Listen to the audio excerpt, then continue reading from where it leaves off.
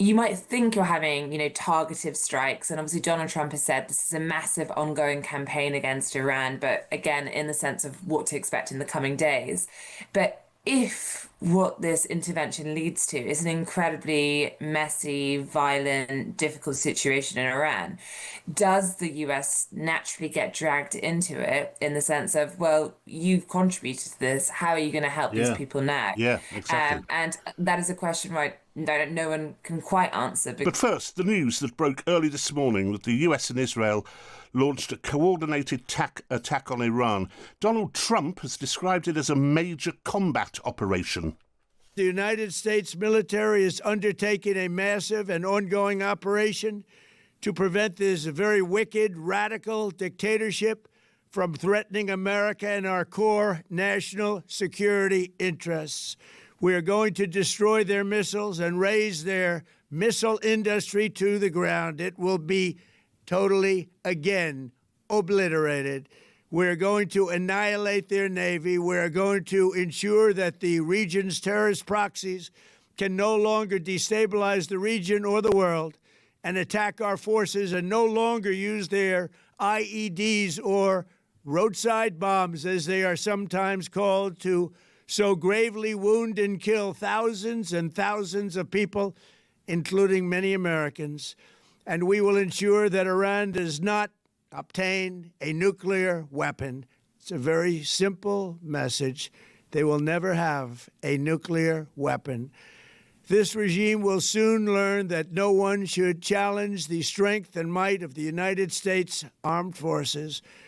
I built and rebuilt our military in my first administration, and there is no military on earth even close to its power, strength, or sophistication. My administration has taken every possible step to minimize the risk to U.S. personnel in the region. The Iranian regime seeks to kill.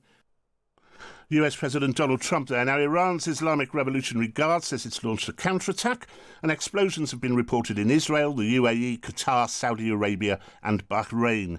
The US Navy's Fifth Fleet, which is based there, was also subject to a missile attack. So is this the US and Israel trying to enable regime change? Here's what former Defence Secretary Ben Wallace told Times Radio earlier today.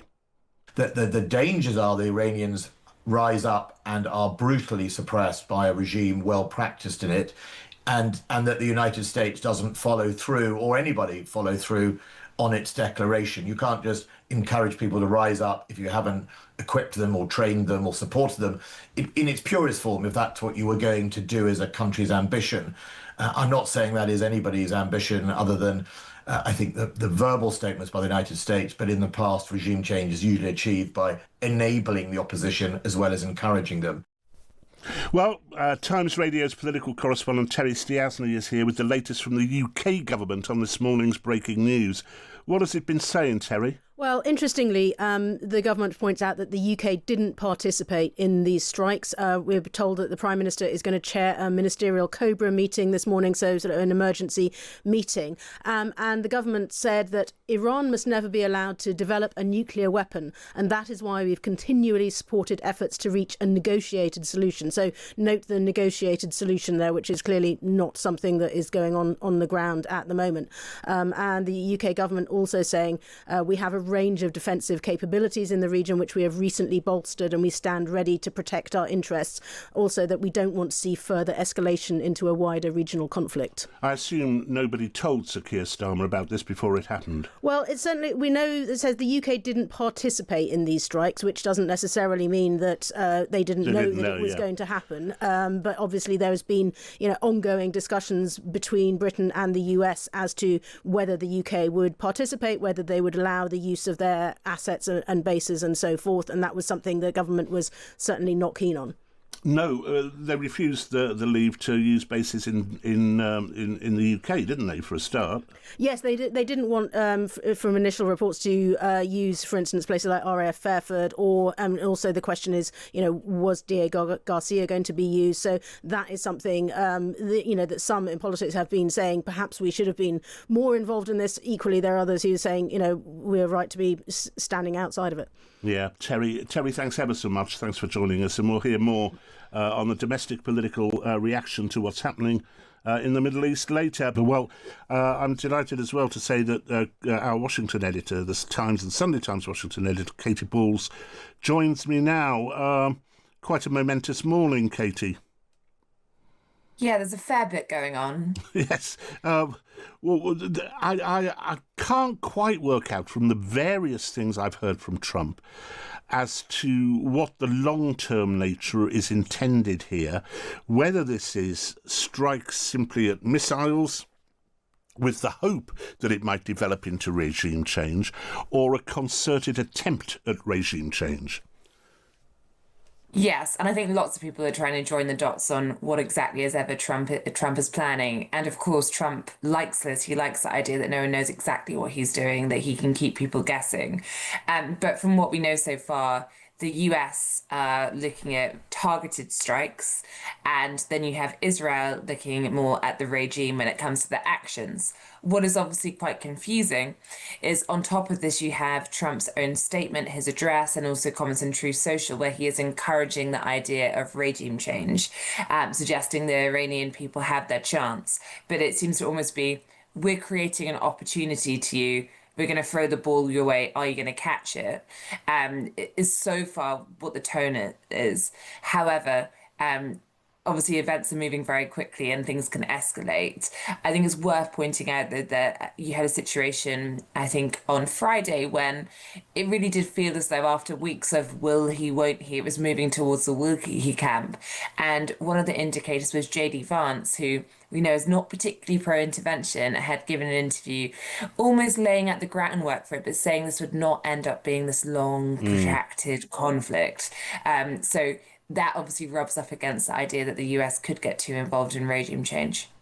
Yeah, the problem, of course, and I don't know how you can answer this, Katy. You're probably not the person to do it. But the problem is that you urge the Iranian people to rise up, and then you don't have boots on the ground because we spoke to a Republican abroad commentator earlier who said probably not boots on the ground, that they are left fighting by themselves against a very heavily armed regime. And we've already seen tens of thousands of Iranians killed in the protests in the early part of the year.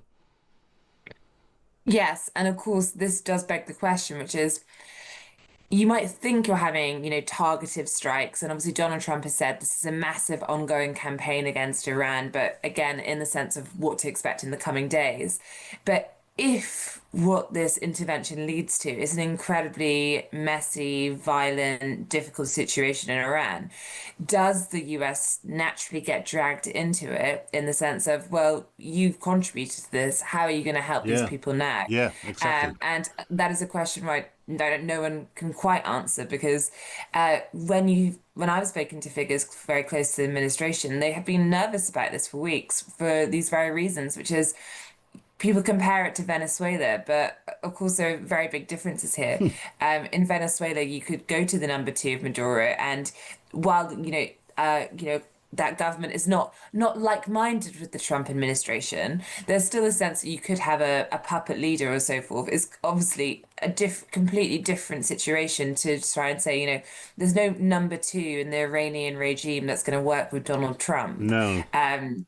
So, and also the country in size is obviously much bigger. So that has been why there has been a nervousness. And I don't think right now there's a feeling that these questions have been answered in a way that's public or widely spread across some who would normally be in the know. And just finally, how's it playing domestically with the Trump voter base? Well, in terms of the most recent action, the country is just waking up. But I think on polling, there isn't a huge appetite for this. And I think that there is a little bit of a concern that lots of people might be taken a bit by surprise if this becomes something very big for the US. We just heard Donald Trump focusing on domestic issues at the State of the Union address on Tuesday, the midterms coming up. And what you keep hearing from Trump's inner circle is, we want to talk about affordability and the economy. Now, another foreign conflict, particularly if the US gets further dragged into a long intervention, is really going to take away from that. And again, it goes against what a lot of the MAGA movement believe America first stood for, which was walking away from, more Yeah, involvement indeed. abroad. Indeed, indeed. Katy, thanks ever so much. That's Katy Balls, and you can read more from Katy in tomorrow's Sunday Times or with a digital subscription via thetimes.com and listen to her on The State of It USA podcast. Search for it wherever you get your podcasts or listen via the Times radio app.